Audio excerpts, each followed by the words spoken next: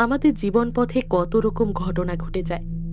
আমাদের কাছে সেটা নিতান্তই সাধারণ হলেও কোনো মানুষের জীবনে সেটা বিপর্যয় রূপে নেমে আসতে পারে। যেমন এই মুহূর্তে বিপুল হাসপাতালের বাইরে অস্থিরভাবে পায়চারি করছে। তার অন্তঃসত্ত্বা স্ত্রীর প্রসব যন্ত্রণা উঠেছে।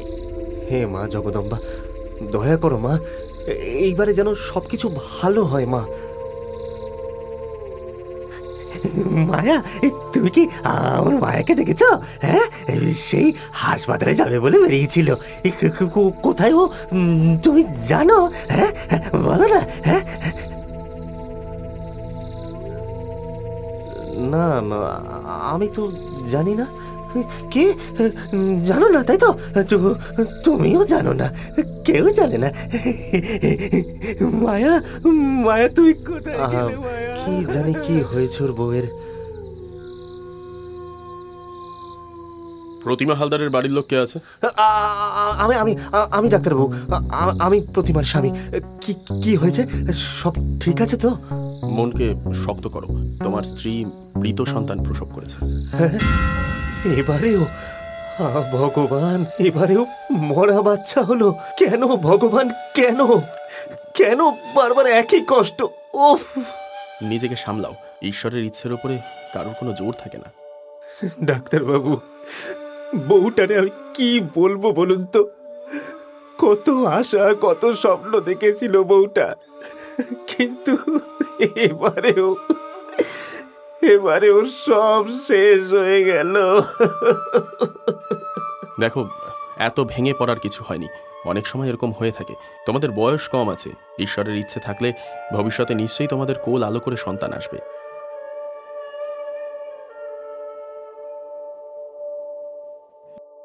আরও একবার নিজের সন্তান হারিয়ে প্রতিমা যেন বড়ই ভেঙে পড়েছে।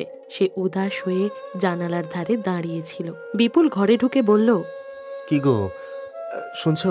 আরে আজকে যে দোল, সকলে রং খেলছে, আনন্দ করছে, আর তুমি এখানে একা একা দাঁড়িয়ে রয়েছো। চলো চলো আমার সাথে। আমার আর এসব ভালো লাগে না গো, তুমি যাও। তুমি এমন মন খারাপ করে থাকলে আমি কি নিয়ে থাকবো বলো তো বউ? এত ভেঙে পড়ো না তুমি। তবে আমি কি করব বলো? হ্যাঁ, তুমি বলে দাও। তিনবার পেটে ধরেও মা হতে পারলাম না। কোন দোষে আমি এমন শাস্তি পেলাম বলো? এসবই আমাদের পোড়া কপাল বউ, নইলে বারবার এমন জিনিস হয় বলো তো? কি জানি আমাদের উপরে কার কুনজর পড়েছে। তার কুনজর,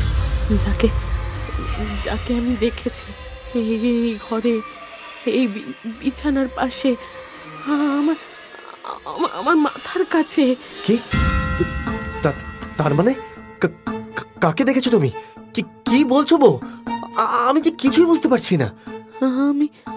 আমি জানি না গো, কিন্তু যখনই আমি গর্ভবতী হই কেউ যেন আমার শিহরে দাঁড়িয়ে থাকে। একটা কালো ছায়া ঘুমের মধ্যে আমি যেন তার নিঃশ্বাস শুনতে পাই। আচ্ছা আচ্ছা আচ্ছা, আমার কথাটা শোনো। এইসব তোমার মনের ভুল বউ। হয়তো তুমি কোনো খারাপ স্বপ্ন দেখেছো। না গো না, এটা স্বপ্ন নয়, এটা সত্যি। আর আমার কি মনে হয় জানো, ওই যে ওই কালো ছায়া, ওই আমার সন্তানকে বাঁচতে দিচ্ছে না ও আমায়। আচ্ছা আচ্ছা আচ্ছা, শান্ত হও বউ, শান্ত হও। দেখো, ডাক্তারবাবু বলেছেন আমরা নিশ্চয়ই বাবা মা হতে পারবো। তুমি কেবল মন দিয়ে ভগবানকে ডাকো, দেখবে সব ঠিক হয়ে যাবে। বিপুলের কথাই সত্যি হলো। কিছুদিন যেতে না যেতেই প্রতিমা আবার গর্ভবতী হলো। বিপুল তাকে এবার আরও বেশি যত্নে রাখল। ধীরে ধীরে প্রসবের সময় যত এগিয়ে আসতে থাকলো, প্রতিমা যেন চিন্তান্বিত হয়ে পড়তে থাকলো। একদিন সে ঘুমিয়েছিল, হঠাৎ দেখলো ঘরে যেন কারোর নূপুরের শব্দ। একটা কালো ছায়া মূর্তি ধীরে ধীরে প্রতিমার খুব কাছে এসে দাঁড়ালো। কে ওখানে? কে? আরে আরে, কি হয়েছে? হ্যাঁ বউ, তুমি এমন করে চেঁচালে কেন? হ্যাঁ, এখানে এখানে কেউ একজন ছিল। আমার গলাটা টিপতে এসেছিল। আচ্ছা আচ্ছা আচ্ছা আচ্ছা, শোনো শোনো বউ বউ বউ, কি হয়েছে? আচ্ছা তোমার কি ব্যথা করছে? হ্যাঁ, ওগো ব্যথা শুরু হচ্ছে। তাড়াতাড়ি তাড়াতাড়ি কিছু একটা কর। হে ভগবান, এই রাতের বেলা এখন আমি তোমাকে কিভাবে? তোমার ভেলাতে নিয়ে চলো তাড়াতাড়ি। এবারে কিছু অঘটন হলে আমি আর বাঁচব না গো। আচ্ছা আচ্ছা আচ্ছা আচ্ছা, এই রাতের বেলায় নদীতে ভেলা নিয়ে? কিন্তু আমি তো এখন রাতে নদীতে ভেলা চালাই না। এত কি ভাবছো? তাড়াতাড়ি কিছু একটা করো। না না না না না, এখন এসব ভাবলে চলবে না। আমি এক্ষুনি আমার ভেলাটা নিয়ে আসছি। কিচ্ছু হবে না বউ, আমি আমি আমি তোমাকে কিচ্ছু হতে দেব না। তুমি একটু শান্ত হও। মা, কি যন্ত্রণা! আমি যার পারছি না। তাড়াতাড়ি চলো, তাড়াতাড়ি চলো। আর একটু কষ্ট করো বউ, আর একটু। নদীতে জোয়ার এসেছে তো, আমি তাড়াতাড়ি ভেলা পাইছি। আমি এক্ষুনি নিয়ে যাচ্ছি। বিপুলের মুখের কথা শেষ হয় না, তার আগেই যেন এক চরম বিপদ ঘটে যায়। মাঝ নদী থেকে একটা ঘূর্ণিঝড় উঠে আসে। ঘূর্ণিঝড়ের দাপটে চারিদিকের জলে উথাল পাতাল শুরু হয়ে যায়। বিপুল আর প্রতিমা ভয়ে আতঙ্কে চিৎকার করতে থাকে। বউ, ভেলাটা শক্ত করে ধরে থাকো।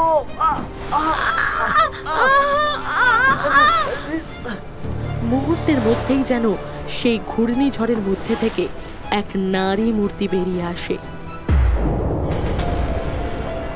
সে বিপুলের গলা ধরে তাকে জলের মধ্যে চুবিয়ে দেয় আর হুঙ্কার ছেড়ে বলে, আমার জীবন তুই শেষ করে সুখে সংসার করবি? কখনোই হবে না, কখনো না। বাঁচাও, আমাকে ক্ষমা করে দাও। ছেড়ে দাও, আগে ছেড়ে দাও। ক্ষমা অন্যায় হয়, পাপের কেবল শাস্তি হয়, শাস্তি।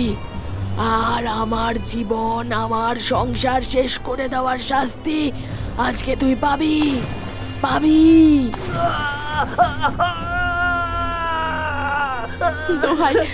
দোহাই তোমার, আমি জানি না এর পেছনে কি কারণ রয়েছে, কিন্তু তুমি যদি ওর প্রাণ নিতে চাও তাহলে আমাকে আর আমার এই না জন্মানো সন্তানকেও মেরে দাও।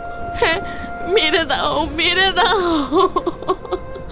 ও ছাড়া আমাদের যে কেউ নেই। যদি ওর কিছু হয়ে যায়, আমরা যে না খেতে পেয়ে মরে যাব। তুমি বরং আমাদেরকেও শেষ করে দাও। প্রতিমা ডুকরে কেঁদে ওঠে আর সঙ্গে সঙ্গে নদীতে ঝাঁপিয়ে পড়ে। কিন্তু সেই ঘূর্ণিঝড় যেন হঠাৎই শান্ত হয়ে যায়, আর সেই ছায়ামূর্তি কিছুক্ষণ স্তব্ধ হয়ে যায়। পরক্ষণেই বিপুল আর প্রতিমা বুঝতে পারে কোনো অজ্ঞাত শক্তি তাদেরকে নদীর পাড়ে তুলে দিল। তারা দুজনে পরস্পরের দিকে তাকায় এবং কিছুক্ষণের মধ্যেই বিপুল প্রতিমাকে নিয়ে হাসপাতালে পৌঁছে যায়। ডাক্তারবাবু, কি হয়েছে বলুন না। এবারে সব ঠিক আছে তো? হ্যাঁ, সব ঠিক আছে বিপুল, সব ঠিক আছে। তোমার স্ত্রী এক ফুটফুটে মেয়েকে জন্ম দিয়েছে। তোমার ঘরে লক্ষ্মী এসেছে, লক্ষ্মী। আপনি কি বললেন ডাক্তারবাবু? ঈশ্বর, তুমি আছো। এতদিন পরে তুমি মুখ তুলে চেয়েছো। যাও গিয়ে মেয়েকে দেখো। যাও। আর স্ত্রী আর মেয়ে একদম সুস্থ রয়েছে তোমার। যাও। বউ, এতদিনে আমাদের স্বপ্ন সত্যি হয়েছে। দেখো আমাদের বাচ্চা, আমাদের মেয়ে। খবরদার ওকে ছোঁবে না, তুমি দূরে সরে যাও। বউ, এটা কি বলছো তুমি? আজকে এত বছর পরে, এত কষ্টের পরে আমাদের সুখের দিন এসেছে, আর তুমি আমাকে আমার মেয়ের থেকে দূরে যেতে বলছো? হ্যাঁ বলছি, কারণ তুমি পাপী, তুমি অপরাধী। তুমি কি ভেবেছো বাচ্চা হওয়ার আনন্দে আমি নদীতে কি হয়েছে সব ভুলে যাব? বউ, তুমি এমন ভাবে আমাকে বলতে পারলে? হ্যাঁ পারলাম, কারণ তোমার বউ হওয়ার আগে আমি একজন মানুষ। এত দিন ধরে আমি তোমাকে জিজ্ঞেস করেছি কিসের জন্য আমাদের এমন দুর্দশা হচ্ছে, কিন্তু তুমি কিচ্ছু বলনি। বউ বউ বিশ্বাস করো, আমি না ভাবিনি এই কারণে আমাদের বাচ্চা বারবার মারা যাচ্ছিল। আমি বুঝিনি যে এত বছর পর। সময় পেরিয়ে গেলেই অন্যায় ক্ষমা হয়ে যায় না। ছি ছি ছি ছি, তোমার ওই হাত দিয়ে আমার মেয়েকে ছোঁবে না তুমি। বউ বিশ্বাস করো, আমি ইচ্ছে করে এসব করিনি। যে ঘটনা ঘটেছিল সেটা কেবলমাত্র একটা দুর্ঘটনা। কি হয়েছিল? কি করেছিলে তুমি যার জন্য তোমাকে মেরে ফেলতে চাইছিল সে? এই কথাটা আমি তোমাকে অনেকবার বলতে চেয়েছিলাম বউ, কিন্তু সাহস পাইনি গো। সে আজ থেকে বছর 10 আগের ঘটনা। তখন আমাদের বিয়ে হয়নি। আমি ভেলায় নদী পারাপার করে রোজগার করতাম। সারাদিন নদী পারাপার করে আমি ভীষণ ক্লান্ত হয়ে গেছিলাম। সন্ধে পেরিয়ে রাত হতেই আমি ভেলা বেঁধে বাড়ি ফিরবো ভাবছি, ঠিক সেই সময় একজন পোয়াতি মহিলা এসে হাজির হলো। তাকিয়ে দেখে বুঝলাম সে এই গ্রামের নয়। কাতরভাবে সে বলল, দাদা দাদা আমাকে একটু ওই পাড়ের হাসপাতালে পৌঁছে দেবেন? না না না, পারবো না। এমনিতেই রাত হয়েছে, তার উপরে আকাশে মেঘ জমেছে। এবারে আমি আমার ভেলা বেঁধে রাখবো। দোহাই দাদা, আমি 9 মাসের পোয়াতি, প্রসব বেদনা শুরু হয়েছে, দয়া করে আমাকে হাসপাতালে পৌঁছে দাও। আচ্ছা, সে না হয় বুঝলাম, কিন্তু তুমি পোয়াতি মেয়ে মানুষ একা একা কি করছো? তোমার স্বামী বা বাড়ির লোক তারা সব কোথায়? আসছে, আমার স্বামী আসছে দাদা, ও অন্য গ্রামে কাজ করে। আমার প্রসব যন্ত্রণা শুরু হয়েছে, বেশি বাড়াবাড়ি হওয়ার আগে ভাবলাম হাসপাতালে চলে যাই, দয়া করে আমায় পৌঁছে দাও দাদা। এ তো আচ্ছা মুশকিলে পড়া গেল। যখন তখন বৃষ্টি নামবে, কোথায় বাড়ি ফিরবো তা না। পারের করি কিন্তু 4 আনা, 1 আনাও কিন্তু কম হবে না। দাদা আমার কাছে তো এখন কোনো পয়সা নেই, কিন্তু বিশ্বাস করো আমার স্বামী এসে তোমার পাওনা মিটিয়ে দেবে, তুমি আমাকে পৌঁছে দাও। মামা বাড়ি আবদার নাকি? টাকা নেই পয়সা নেই, এদিকে ওনাকে পৌঁছে দিতে হবে। আমিও খেটে খাই, পারবো না আমি। দোহাই দাদা তোমার, ছোট বোনের ওপরে এটুকু উপকার করো, আমার স্বামী তোমার টাকা মারবে না গো। এই যে আমরা ওই পাড়া মিত্তিরদের বাড়ি যাবো, এই নিয়ে চলো তো। দেখো ভাই, বৃষ্টি আসবে, এখন আর আমি ভেলা নিয়ে যাব না। আরে এই রাতে আমরা কোথায় ভেলা বা নৌকা পাবো বলো তো? আর নিয়ে চলো না। আরে তোমার পাওনার দ্বিগুণ দেবো। দয়া করো দাদা, আমাকে হাসপাতালে পৌঁছে দিয়ে ওদের নিয়ে যেও। আমি যে আর যন্ত্রণা সহ্য করতে পারছি না। দোহাই। একদমই না। এই তুমি এই মহিলাকে নিয়ে যাবে আসবে, আমরা কি ততক্ষণ বৃষ্টিতে ভিজবো নাকি? হ্যাঁ নাও, তোমায় আমরা পাওনা 3 গুণ দিলাম। হ্যাঁ এবার চলো তো। আচ্ছা আচ্ছা, বেশ বেশ বেশ। এই যে দিদি, তুমি এখানে একটু অপেক্ষা করো, আমি বরং ওদেরকে ওই পাড়ে পৌঁছে তোমার নিয়ে যাবো। হ্যাঁ ওটো ওটো, তোমরা ওটো, তাড়াতাড়ি করো। দাদা দাদা এমনটা করো না, মা আগে আমাকে একটু হাসপাতালে পৌঁছে দাও, তারপরে ওদের নিয়ে যেও।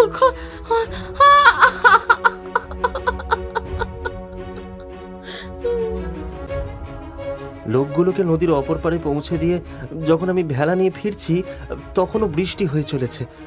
এক নাগারে বৃষ্টির শব্দে চারিদিক ভরে উঠেছে। আমি ভেবেছিলাম এবার ওই মহিলাকে হাসপাতালে পৌঁছে দেব, কিন্তু পাড়ে আসতেই চমকে উঠলাম। দেখলাম ওই মহিলা পড়ে আছে, তার শরীর রক্তে ভেসে যাচ্ছে। আমি ছুটে গিয়ে ডাকলাম, দিদি দিদি। হ্যাঁ এ কি, এ যে মরে গেছে। হায় হায় হায়, এই তো মরে গেছে। হায় হায় হায় হায় হায়, হে ভগবান, ব্যথায় আর বৃষ্টির মধ্যে বউটা যে মরেই গেছে। এবারে কি হবে? গ্রামের লোক এলে তো আমার উপরে সন্দেহ করবে। না না না, তাহলে তো সর্বনাশ হয়ে যাবে। না না, আমাকে এটা করতেই হবে। হ্যাঁ, এটাই একমাত্র উপায়। আমি এই মহিলাকে নদীর জলে ভাসিয়ে দিই। যদি পরে ভেসে ওঠে, লোকে ভাববে নদীতে ডুবে মরেছে। এটাই ঠিক হবে। এরপরে সেই মহিলাকে আমি নদীর জলে ভাসিয়ে দিই। তারপর থেকে রাতের বেলা আর কখনো নদীর কাছে যাইনি। বিশ্বাস করো, আমি এরকমটা চাইনি, কিন্তু টাকার লোভে আমি ভুল করে ফেলেছি। এটাকে ভুল বলে না, এটাকে পাপ বলে, পাপ। তুমি সামান্য কয়েকটা টাকার জন্য একজন অসহায় মেয়েকে মরার জন্য ফেলে রেখে চলে গেলে। ছি ছি ছি, তোমাকে স্বামী বলতে আমার ঘেন্না লাগছে। বউ, আমি আমি সব সহ্য করতে পারি, কিন্তু কিন্তু তোমার ঘেন্না সহ্য করতে পারবো না। তোমার তোমার যা শাস্তি দেবার তাও, কিন্তু কিন্তু আমাকে দূরে ঠেলে দিও না বউ। শাস্তি? শাস্তি তো আমার অজন্মা বাচ্চাগুলো পেয়েছে। ওদের তো কোনো দোষ ছিল না, কিন্তু তোমার পাপের জন্য আমার বাচ্চাগুলো। বউ বউ, আমি ইচ্ছা করে এগুলো করিনি, আমি ইচ্ছা করে করিনি। তুমি আমাকে বিশ্বাস করো। তোমাকে বিশ্বাস করা আর হয়তো এই জন্মে হবে না। ভাবতে অবাক লাগে, আমি এতদিন কার সাথে সংসার করলাম। যদি পারতাম সত্যি আমার মেয়েকে নিয়ে আমি চলে যেতাম। না না না না, অমন কথা বলো না বউ। তোমরা ছাড়া আমার আর কে আছে বলো তো? শোনো না, চলো না, আমরা নতুন করে জীবনটা আবার শুরু করি।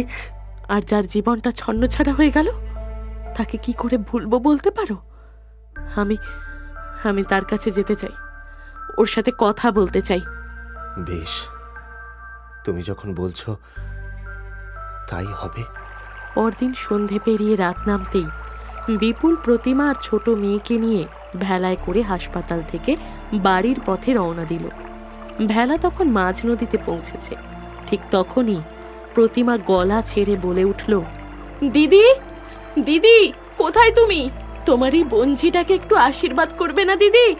এসো দিদি, সামনে এসো।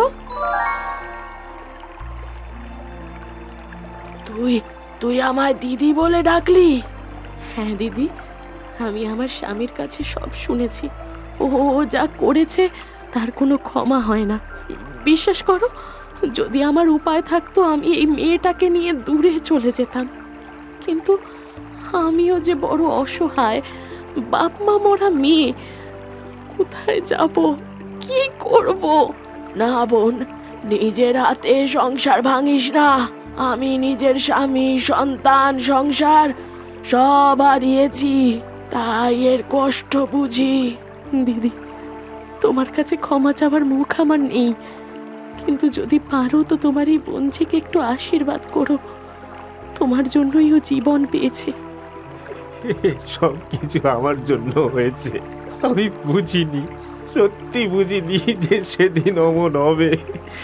আমাকে ক্ষমা করে দাও, ক্ষমা করে দাও আমাকে। দিদি, তুমি যা হারিয়েছো তা তো ফিরিয়ে দিতে পারবো না, কিন্তু আমরা তোমাকে এই যন্ত্রণা থেকে মুক্তি দিতে পারি দিদি, যাতে তুমি শান্তি পাও। হ্যাঁ, আমার মুক্তি চাই বোন। এত বছর ধরে এইভাবে থাকতে বড় কষ্ট হয় আমার। আর যদি পারিস আমার স্বামীটাকে বলিস যে তার বউ আর নেই নেই। দিদি, কোথায় তোমার স্বামী? আজকে 10 বছর ধরে সে আমায় খুঁজে বেড়াচ্ছে। সে ভেবেছিল আমি হাসপাতালে গেছি। তারপর থেকে পথে ঘাটে ঘুরে ঘুরে লোকটা পাগল হয়ে গেছে। তাকে জানিয়ে দিস, আমি চাই সে যেন ভালো থাকে, সুখে থাকে। বলবো দিদি, নিশ্চয়ই বলবো। তোমার এই দয়া, এই করুণা কোনো দিন আমি ভুলবো না দিদি। আমি জানি তোমার স্বামী কোথায় আছে। তার আর কোনো কষ্ট হবে না দিদি। স্বামী সংসার নিয়ে সুখে থাকিস বোন। আজ থেকে তোর এই মেয়ের মধ্যে দিয়েই আমি বেঁচে থাকবো। ওকে আশীর্বাদ করে আমি ওর নাম দিলাম মায়া। এরপরেই ছায়ামূর্তি ধীরে ধীরে উধাও হয়ে যায়। প্রতিমা আর বিপুল মায়ার স্বামীকে খুঁজে বের করে তাকে সবটা জানায় ও তাকে নিজেদের কাছেই এনে রাখে।